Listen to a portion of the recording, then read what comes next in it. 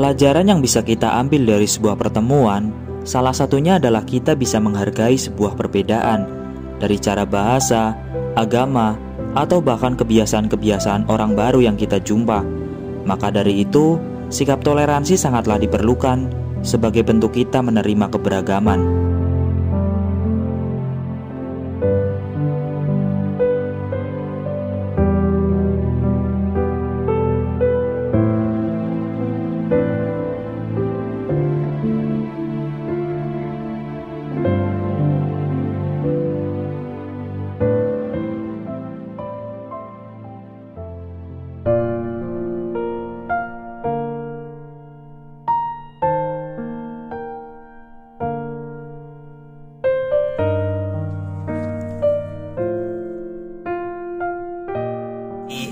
Ada lagi nih Pak Rian. Mas ya. Mas kalau di gunung mas. Biar. Karena kalau di gunung kita single. Oh siap. Kalau Pak itu kalau kita udah masuk gerbang rumah. Oke. Masuk lingkungan rumah lah ya. Jadi nih perihal kebiasaan pendaki malas untuk membawa air karena dia sayang sama tenaga yang mereka keluarkan gitu. Jadi gimana pendapat Bapak tentang pendaki yang seperti itu? Pakai baso mual. Sebetulnya kalau kita bermain dengan alam, pertama kita mendaki gunung, gitu kan. Yang pertama itu kita harus belajar manajemen perjalanan. Nah, banyak pendaki yang memang kurang paham terhadap manajemen perjalanan itu sendiri. Banyak pendaki yang belum paham, masih awam gitu kan. Pada saat para pendaki itu puncak, kadang-kadang mereka menyepelekan hal yang kecil seperti air. Sebetulnya banyak faktor sih ya. Yang pertama mungkin pendaki pemula, terus ada juga pendaki nekat. Nah itu beda sih, pendaki pemula karena memang kurang pengetahuannya, jadi dia tidak bisa memanage gitu kan kebutuhan air itu berapa. Tapi sebetulnya kalau memang dia pengen santai, ingin enak gitu kan, ya mau tidak mau. Cuman memang kebanyakan sekarang pendaki itu pengen simpel gitu kan. Naik gunung itu kan tujuannya puncak, keindahan alam tanpa mengabaikan. Ya dia banyak mengabaikan misalnya kebutuhan terutama informasi. Misalnya di gunung itu ada mata air apa tidak. Kalau memang di gunung itu sini mata air, sebetulnya kita nggak perlu banyak bawa air. Nah, tapi kan jaga-jaga sih sebetulnya. Alangkah lebih baiknya pada saat kita mendaki kita membawa persiapan air yang banyak. Sebenarnya tidak ada kata darurat ketika ada persiapan. Karena kalau bermain di alam itu adalah teman. Tapi alam itu bisa membuat kita sengsara. Alam menyimpan bahaya, manusia mengundang bahaya. Tuh. Kemampuan manusia itu untuk bertahan hidup di alam, survive gitu kan. Itu mungkin makan 1 minggu kita masih bisa nahan lapar. Tapi kalau minum itu 1 hari tidak minum kita udah dehidrasi kan. Dehidrasi. Nah itu kalau kita dehidrasi itu dampaknya seperti apa gitu? Ya banyak sih dampaknya kalau kita sudah dehidrasi. Yang pertama fisik kita pasti akan melemah. Kemudian fokus kita terhadap perjalanan gitu sudah sangat jauh berkurang. Akhirnya banyak pendaki yang tersesat, sampai dengan akhirnya banyak pendaki yang kecelakaan di alam itu karena memang salah satu faktornya yang terbanyak itu adalah kekurangan air, dehidrasi itu. Jangan pernah menyepelekan. Itu emang hanya sebuah air. Tapi fungsinya sangatlah vital. Pesan dari Pak Rian, pendaki senior. Buat teman-teman yang mau mendaki, lebih baik memperbanyak persediaan air daripada kita kekurangan air dan akhirnya kita sengsara di alam. Terus juga menggali informasi tentang gunung yang akan didaki, gimana mata airnya, ada apa tidak, jalurnya seperti apa gitu kan, lama perjalanannya berapa jam. Nah, itu sudah bisa diprediksi sebetulnya di base camp itu sekarang infonya sudah sudah banyak ya, apalagi sekarang di Google, YouTube gitu kan. Nah, itu udah tinggal kita buka gitu kan channel YouTube, gunung mana yang mau kita daki, itu sudah banyak informasi yang kita dapatkan. Jangan sampai kita salah dalam Betul. Jangan membuat kebodohan. Oke. Tuh, pesan dari Parian, pendaki senior kita. Sebenarnya bukan pendaki senior sih, tapi kan, lebih dulu mendaki. Bagi saya senior. Lebih dulu mendaki. Bagi saya senior. Gak apa-apa, Pak. Karena sampai sekarang kita juga masih belajar. Sembari belajar ya. Belajar di pengalaman. Betul. Yang tadi saya katakan pengalaman adalah guru yang terbaik. Tepuk tangan. Oke. Selain kopi dan teh panas, bercengkrama dan bertukar cerita adalah salah satu cara menghangatkan suasana. Tanpa terasa, langit biru termakan gelapnya malam. Bias jingga dari sang surya pun perlahan menghilang. Malam ini, banyak harapan yang aku nanti untuk esok pagi. Berharap kepada Tuhan agar alam bersahabat dengan kami. Bismillahirrahmanirrahim. Sebelum kita melakukan perjalanan summit, marilah kita berdoa terlebih dahulu agar diberi keselamatan, kelancaran kesehatan, yang semoga diberi selalu didampingi dengan cuaca yang cerah dan ridho Allah. Yang diharapkan semoga kita mendapatkan lautan awan dan view yang memuaskan. Berdoa, silakan. Bismillah.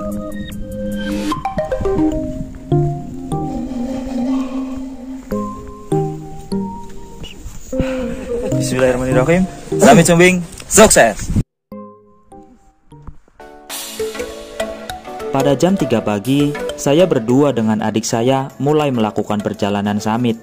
Walaupun jam 3 sudah terhitung pagi, tetapi keadaan masih sangatlah gelap. Dari kejauhan terdengar riuh angin yang begitu kencang. Nampaknya, angin kencang telah menunggu kita tatkala kami memasuki wilayah sabana.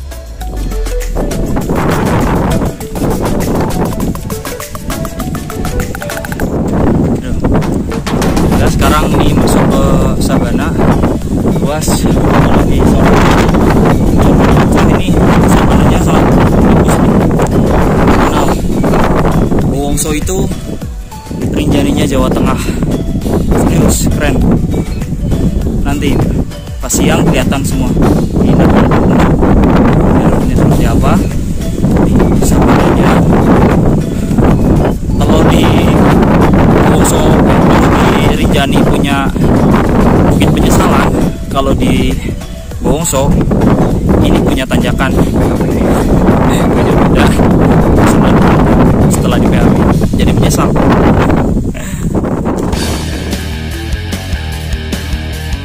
Kan, benar saja. Angin kencang berhembus dengan bebasnya di luasnya sabana. Trek kali ini tidak terlalu menanjak. Yang menjadi masalah kali ini adalah debu. Bagaimana tidak, kontur trek tanah yang halus seperti ladu seringkali terbang dan tersapu oleh datangnya angin. Hadeh, membuat mata terasa merah dan perih. Sampai di camp jalan.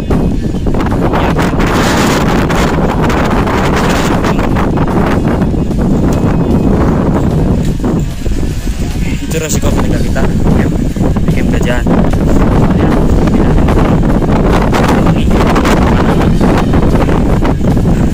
Tapi kalau plusnya kita termasuk ini.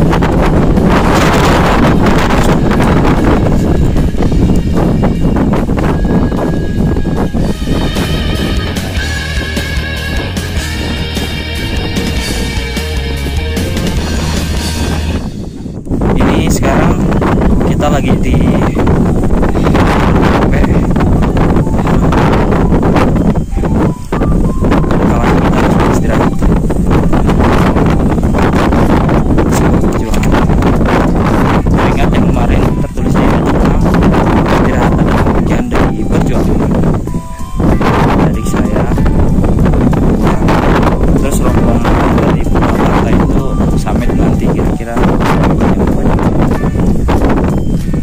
jam 4.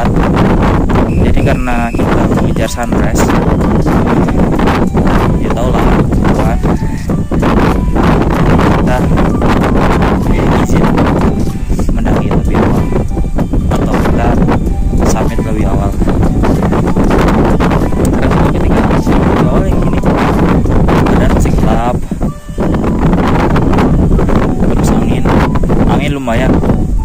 nggak lumayan lagi, sekarang angin kenceng banget anginnya. Terus bisa di sini.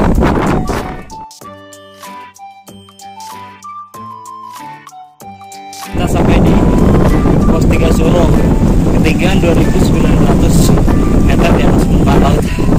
Alhamdulillah, tanjakan PHP kami lewati. Betul perlu perjuangan.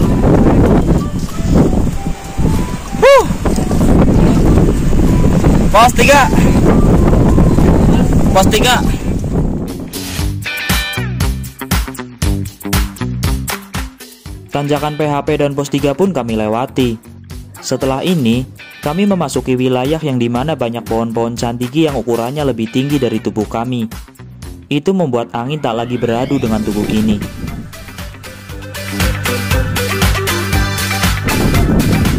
Ini jam 5.17.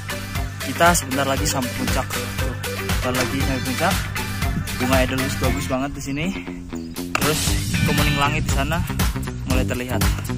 Mentari sudah mulai menampakkan dirinya. Betapa indahnya.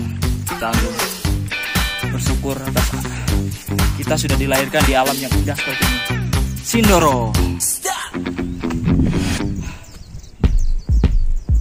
Hitam kelabu langit kini berangsur membiru, membuka landscape indah pemandangan dari ketinggian Gunung Sumbing. Terlihat dengan indahnya gugusan Gunung Sindoro yang terselimuti awan tipis yang sangat memikat perhatian kami. Kami rasa kami tak akan melihat golden sunrise dari puncak. Tetapi tak apa, dengan disuguhkan pemandangan seperti ini pun kami sudah bahagia.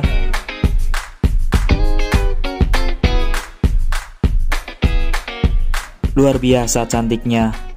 Cantiknya puncak Gunung Sindoro yang terselimut kabut dan sinar jingga dari sang surya. Saya menjadi teringat Fujiyama yang ada di Jepang. Dalam imajinasi, kabut yang menyelimuti puncak Sindoro terbayang seperti salju dingin. Dari sisi ini, angin kencang benar-benar sudah tak terasa lagi. Saat ini yang ada hanyalah kehangatan dan ketenangan yang aku rasakan.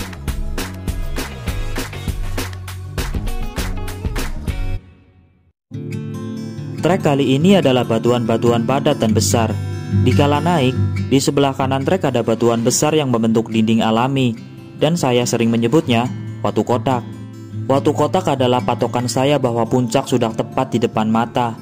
Langkah kaki yang kami terus pijakan melibas habis semua tanjakan, dan pada akhirnya disambut dengan hangatnya sinar mentari yang telah meninggi sejengkal dari tempat terbitnya.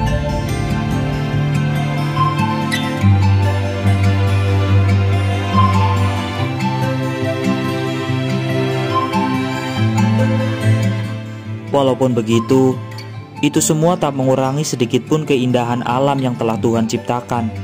Arakan awan yang berkumpul menjadi sebuah barisan, terbias indah oleh sinar mentari, membuat hati ini bersyukur karena telah dilahirkan di negeri yang indah seperti ini.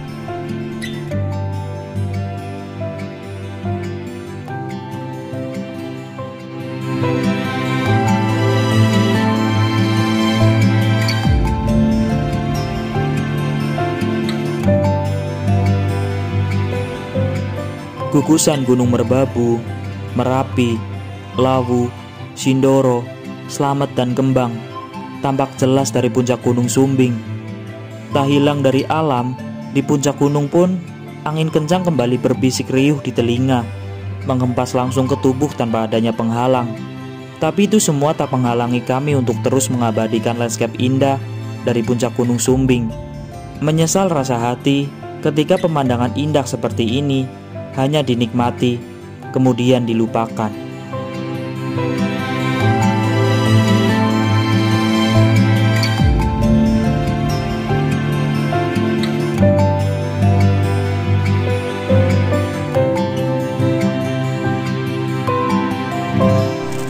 Jadi sekarang kita sudah di bibir kawah, cuma anginnya kenceng banget.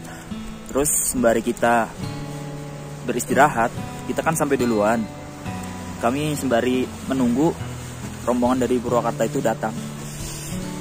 Belum kelihatan nih. Udah jam berapa? Jam jam setengah 7 kurang 1. Jadi kemungkinan pada sampai jam 8 mungkin. Nggak sia-sia, view-nya bagus banget di sini. Dia cerah ya, cuma itu anginnya dari tadi malam kenceng terus. Nggak kuat kalau terus bertahan di atas. Makanya kami mencari semak-semak dulu biar kehalang.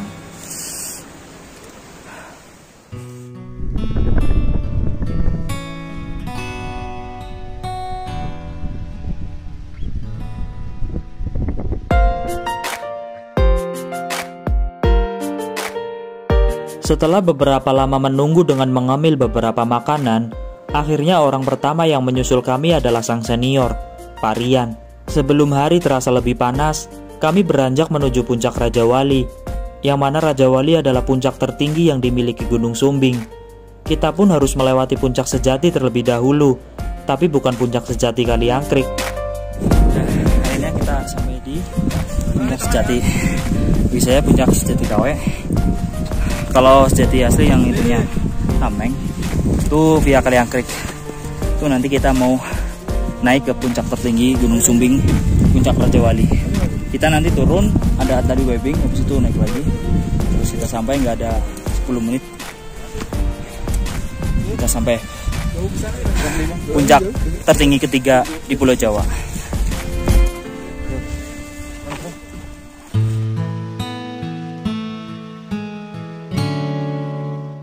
Kami pun bergegas melangkah, di mana kita harus turun terlebih dahulu dengan tali webbing.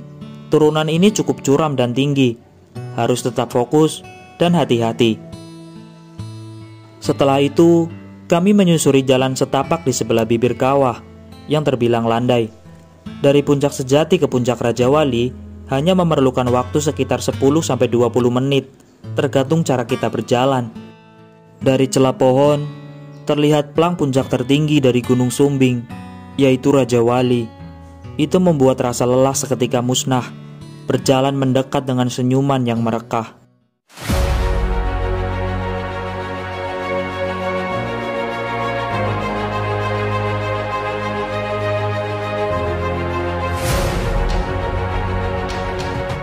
Puncak Raja Wali, yaitu puncak tertinggi yang dimiliki Gunung Sumbing, yang mempunyai ketinggian 3.371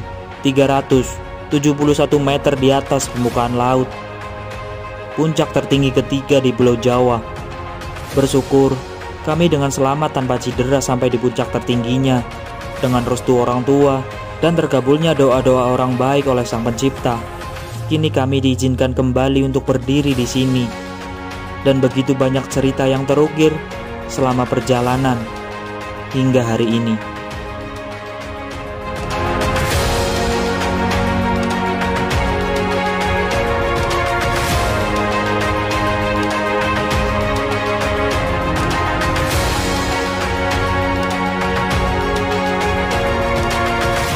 Jalan yang harus kita susuri masih sangatlah panjang. Ya memang, saya telah menemukan ketenangan di dunia pendakian. Bagi saya, gunung adalah duniaku, bukan perkotaan ramai atau semacamnya. Tetapi, untuk meraih masa depan yang seperti kita inginkan, kita harus mengejar, bukan menunggu dan terdiam.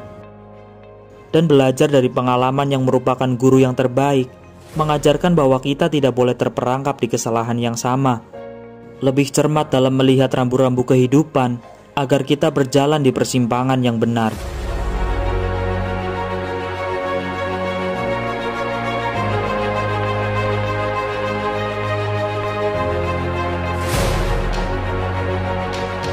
Yang seperti saya katakan sebelumnya, selain puncak adalah bonusnya, bertemu dengan orang-orang baru adalah bonus kejutan yang tidak dinyana-nyana.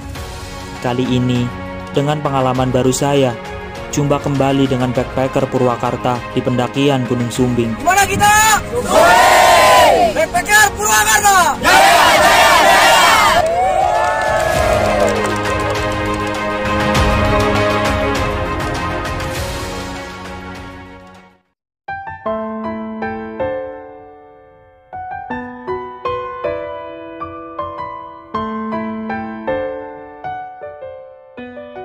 Walaupun kita beda bahasa, budaya, agama, dan kebiasaan, menjunjung tinggi rasa toleransi sangatlah diperlukan.